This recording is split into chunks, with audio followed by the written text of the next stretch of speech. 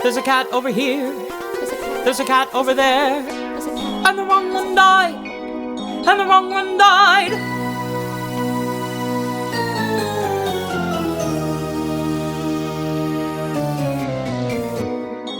Welcome to The Wrong Cat Died, the podcast breakdown of the catastrophe. I'm your host, Mike Abrams, and today we have a special guest with us. He starred as Gus the Theater Cat and Bustopher Jones in the 2016 Broadway revival of Cats. Welcome, Christopher Gurr, and thanks for joining us. Oh, my pleasure, my pleasure. So I want to kick things off by knowing your history on Cats. So before you played Gus, had you seen the show? No. Were you familiar with it? No. Okay. I had gotten the British cast album. My mom had seen it in England. She brought it back to me. I was 13 years old, a big musical theater person, but not an Andrew Lloyd Webber person. Interesting. At all. Okay. Like, vehemently. My type of guy. Right. But she brought the album, and I listened to it, of course, and there were certain things that I responded to. Gus was one of them. So I actually was one of those kids who did Gus in my bedroom alone, over and over and over again, listening to the album. But that's all I knew about Cats. I never saw it, never saw a tour, didn't even see the PBS video until the night before we started rehearsal. So the 1998 video. That's right. The night before. Yeah, okay. Because I suddenly thought, damn, I'm about to go into a rehearsal with a bunch of dancers who grew up on Cats. I should maybe get a little bit more, a broader background on what's going on. So that was one of my questions. Did you interpret from John Mills or any of the previous performers when you were preparing? No, literally when I went in and did my audition, I did what I had done as a 13-year-old kid in my bedroom. I just repeated that process, and they said yes, and I did a callback, and then I did the final callback, and I booked it. So I hadn't seen anyone else do Gus at that point. That's amazing. And so can you tell, we have a lot of non-theater listeners to this podcast. For Gus, you actually play more than just Gus in the show. So you play Gus, Bustopher, and Peter. Peter is a random cat. He looks like every other sort of random cat out there, and is just in the opening number. Then you disappear. It's basically so they have an additional body for all that dancing in the first number. And how did they come up with Peter? I have no idea. There's Mr. Mistopheles, Rum Tug Tugger, all these crazy names. Peter's one of the names that we say in the naming of cats. Okay. And it's one of the ones that hadn't been taken yet. And I don't think there's a named cat in the show.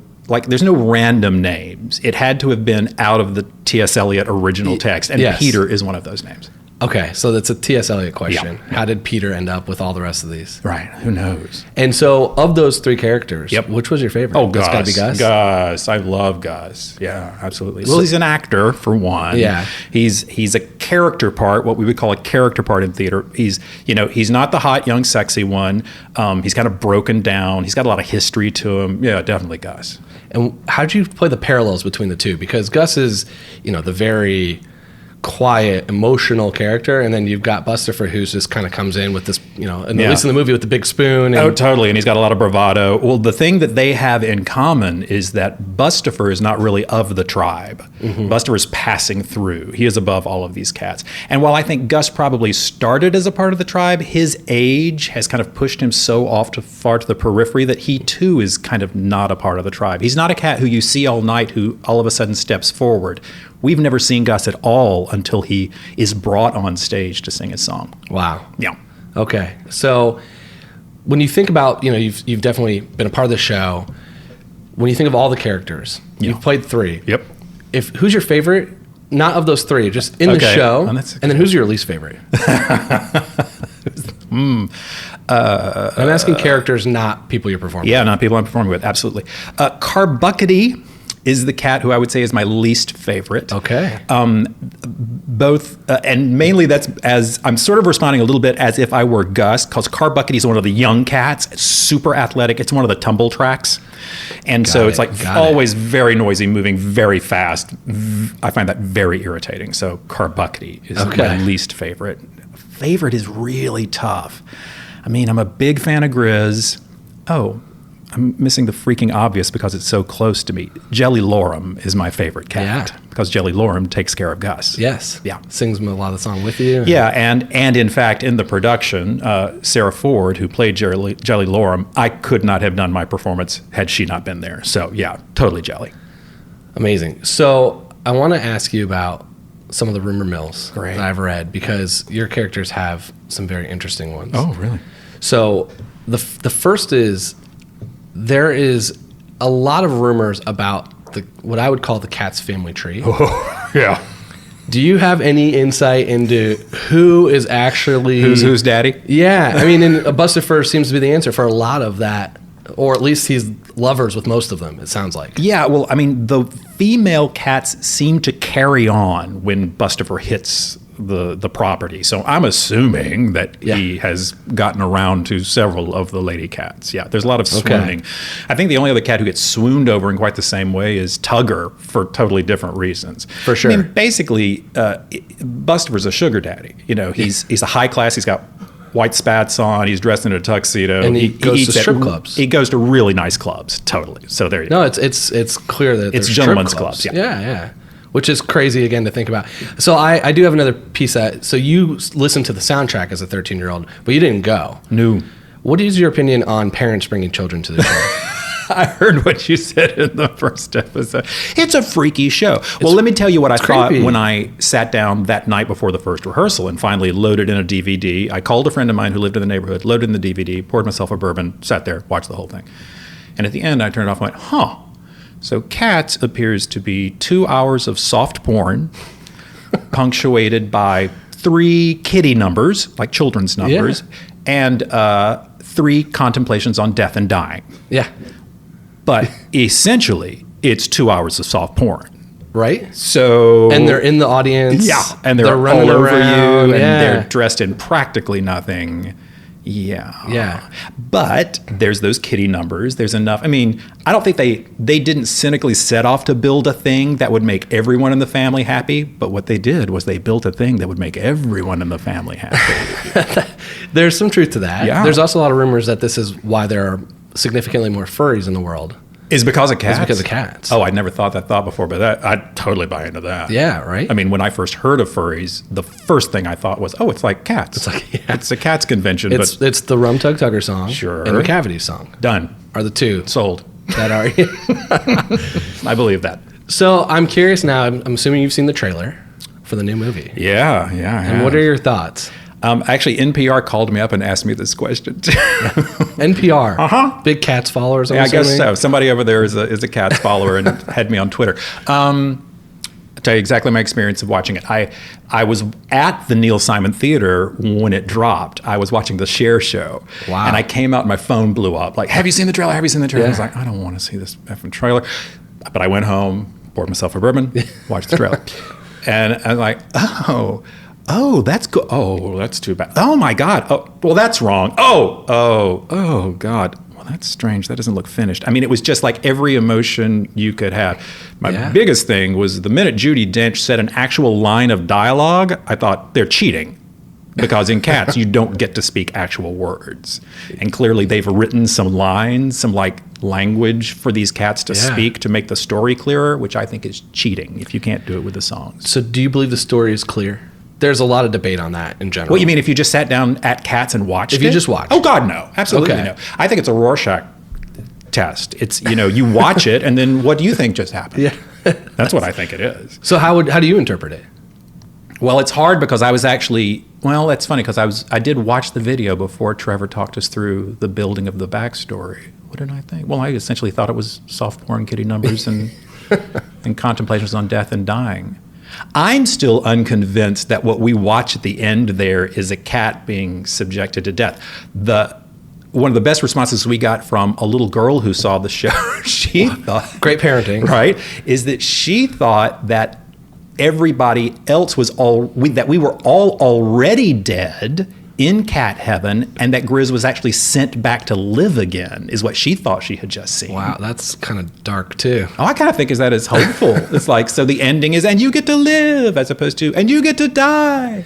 But my interpretation is that you get to die to start your next life. Yeah, and I think that's the intention. Is that the intention? I think that's the intention. Yeah, so I read the SparkNotes version of what it's supposed to be. Yeah. Okay, so what's from the insider perspective though? Yeah. What's the conveying message of what you're trying to tell the story? Well, you've just asked what's the message? That's one thing. Okay. Right? As opposed to what's the plot or what's the story? What about both? I mean, I'm curious your answer on both. How long have we got? What's the message? And I have to think about really what Old Deuteronomy says. I think the message is stop and consider. If I had to pick a message from cats, it's stop and consider. Notice how this cat behaves. Notice how that cat behaves. Notice the cat that you don't want to look at, Grizabella. Stop. Notice. Give her full. If I had to come up with a message for cats, that would be the one I would hope to get.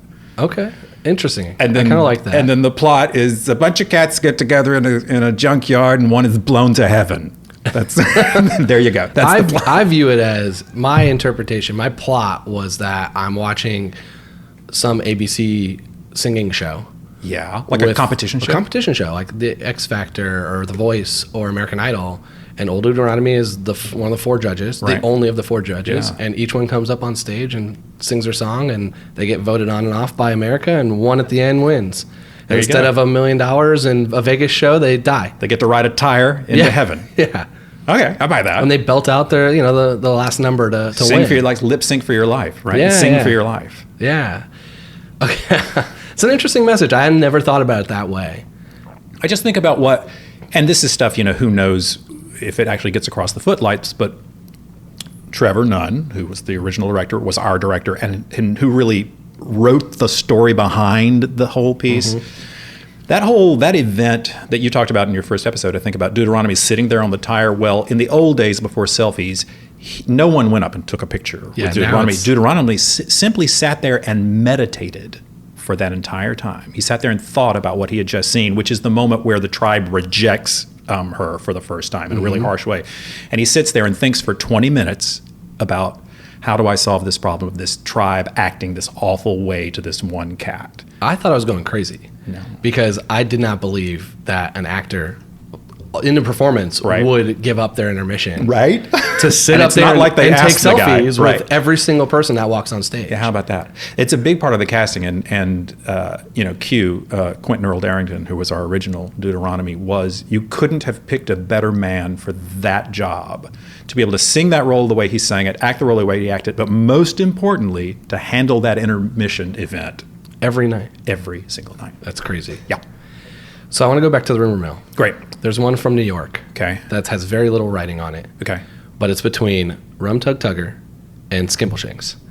Something about the 2 actors in the New York cast had some kind of weird... That's amazing. Those are the 2 you would name. Some kind of weird relationship where it was either that they acted it out different ways each night, or they actually maybe disliked each other at certain points. But there's not a lot written on it, but there is something tying those 2 together for the New York revival. Is there a seed to the does the writer of this rumor have an event that they cite? No, it's just throughout the production. Well, here's pure rumor mill. Well, and here's me figuring this out without. This is actually not. This is a little backstage knowledge, but it's mostly just paying attention to what goes on in the story, which is, of all the cats up there, Skimble is the most officious.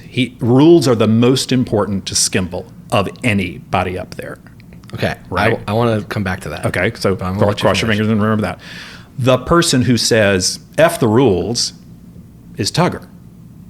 Right? Which is fair. Right. Yeah. So you have 2 actors who hunker down in those positions and are given leeway to respond to things night to night. So a Tugger, depending on who's playing it, and I've got lots of guys play it at this point, could be screwing around behind you while you're trying to get something done. Now, if we're all good actors, and we were all good actors, there's a parameter around that game that you play. But if someone was to watch that from the outside, what they would see is a guy screwing around and another guy shooting dirty looks. Entirely appropriate. That makes sense. To Skimbleshanks and Tugger. Because I know both those guys really, really well. And they liked each other? Yeah, totally. Okay. That's good. But I kind of am going, I could see how you might see that story playing out. It's rumor mill. Yeah. There's also rumor mills about their astrology signs. Oh, really? Which is... About the cats. Yeah. Which is also a very crazy rumor mill. Yeah. Okay, so Skimbleshanks. Rule follower. It looks like during the song, he slips like a 20 to Old Deuteronomy. And my interpretation, since I view this as a as a viewer who's watching a show, a competition show, Right. I look like it's a bribe. Looks like a bribe. Which and would you're not fit that positive that what narrative. you saw was Skimble hands Doot money, Yes. not Doot hands No. Skimble money? I saw it the other way. Okay, because I think... Who knows? You know, Well, again. in the little story inside a story that the Skimble Shanks number is, because he's the railway cat, for those Yep. of you who don't know at home.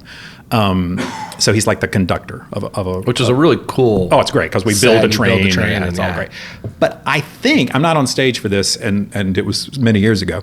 But I think that he gets tipped by different people during that as the conductor, like being a concierge at a restaurant. okay. So maybe I saw it the other way. Yeah, you maybe just saw it. Maybe the other I've way. been writing it this way, thinking like, this is he's Or bribing his way. You're right, and I'm wrong. And Jeremy Davis, who played the role, figured out a way to bribe. Yeah, but to it bribe didn't Dude. work. Clearly not. No, he wastes his Deuteronomy money. is untouchable. He is, as a matter of fact, if he had been thinking about Skimble and Skimble did that, he would have been off the list. Just out right away. Right away. Not So, allowed. Not allowed. Okay. So before we get to my main question, which is my thesis, Great. I would love to hear what you're currently working on. Oh, yeah. I'm in rehearsals. As a matter of fact, I'm on my dinner break right now, working on an off-Broadway production of a new version of Cyrano de Bergerac called simply Cyrano. It is a musical. The guys, the twins from the group The National, are writing our music. Erica Schmidt is our director and the adapter of the piece, and Peter Dinklage is playing Cyrano. Amazing. And when can we catch it? That starts, it starts the 11th of October is our first preview. And then we open in the first week of November, and it's down at the Darrell Roth Theater, Union Square. Amazing. It's a hot ticket, Can't wait. small theater. Awesome. Yeah. Okay, so back to Cats. Back to Cats. My thesis Yeah. is that Grizabella was the wrong choice. So my question to you, Yeah. as someone who is an insider, Yeah.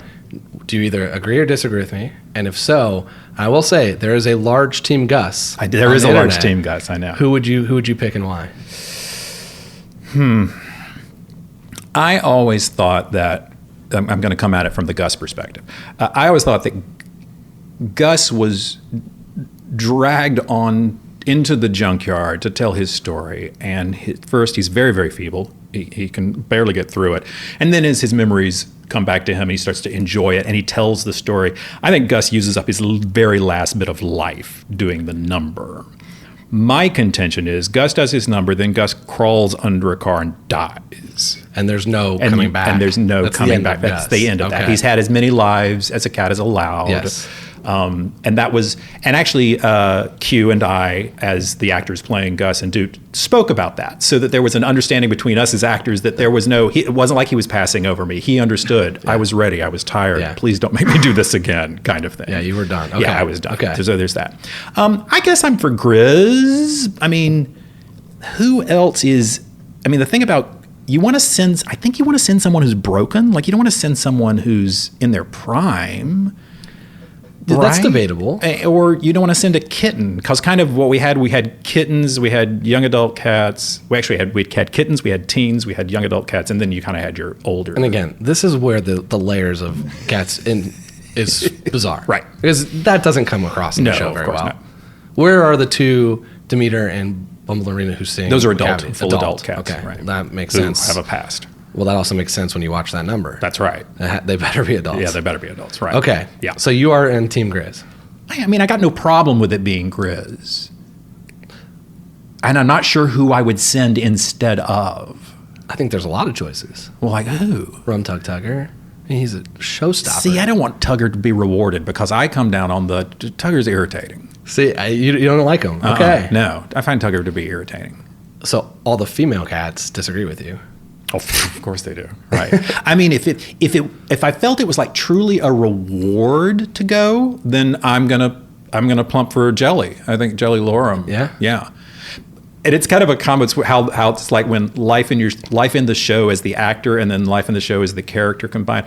Not only do I think because Jelly Lorem is so kind to Gus and treats him so very well, but the actress who has to play Jelly Lorem has to be able to sing legit. She's the one who pops all the high C's and all the group numbers. She has to be able to act the stuff she acts with Gus, and she has to dance in so many of the numbers. And it's not really a dance track, so now you've got a singing actress who's being required to dance a lot. So she's working her ass off during the show. So I think let's put her on the tire. I'm going to pull up my Jelly and Bustopher theory for you. Oh, excellent. Because I have my own take on this. Good. Combining a bunch of rumors. Great. To make my thought on how this works. Yep. So there's a rumor that obviously Bustopher Jones and Grizabella are friends. Yep. And then when she gets annexed out, she's too afraid to talk to him again. Fair. Right? And then also Grizabella and Jelly are friends. Yes. But they kind of have a falling out. Yes. Right? So there's a rumor that Bustopher and Jelly, so there's a rumor that Bustopher and Jelly have slept together. Oh, really? And so that is where my take is that Jelly gives up her chance to sing to Grizabella as an I'm sorry for sleeping with her friend. Yes, deep read. Is that right? I mean, is that right? You ask it like we can go to the Talmud and find out. You didn't think through this as you were preparing for the show? No, but I love that. That's my take. Dude, that lines up. I mean, everything you just said there, I'm thinking of actually internal acting moments that there would be no way you would know about that line up with all of that. So how else can I solidify this? What other parts of the show that I'm missing? Because I'm reading rumor mills and watching this. Well, if you really watch Jelly Loram during the Bustopher Jones number and you watch how she specifically responds, that it totally lines up that they would have had a relationship that was specific. Then when you watch Jelly's, because Jelly gets really, the first time, if I'm remembering this correctly, she gets really angry and her hair really goes up and the claws come out when Grizz comes out the first time. But by the time we get to the end statement of memory, Jelly and I are both on the floor at Grizz's feet looking up at her. Not in a hateful way at all. We both kind of feel for her at the end. Because she gave up her apology. Wow.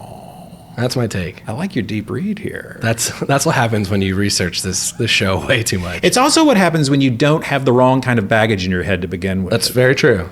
Yeah, I mean, again, I've seen clean slate. I've seen the show twice now. Great. Both your cast. Oh, okay, good. So I saw it, and then I had a friend that couldn't believe that I never see it, and then read what I had said and said, we're going to go see it again. Ahead.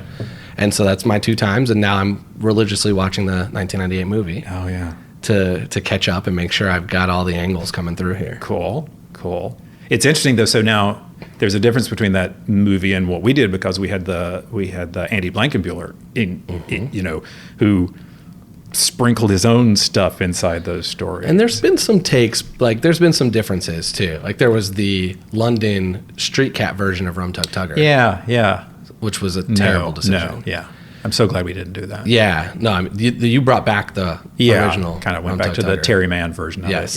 Yeah. Amazing. Yeah. So for any parting words for Cats fans out there, or just people listening who are not Cats fans and trying to figure out what this movie's about? So you're doing a service to the world by preparing people for the movie, which none of us know what it's going to look like. That's right. And my contention is that we should not in any way judge it by that trailer. That trailer, this is me speaking for me. I think that trailer was rushed by the studios to get it out the weekend that Lion King hit.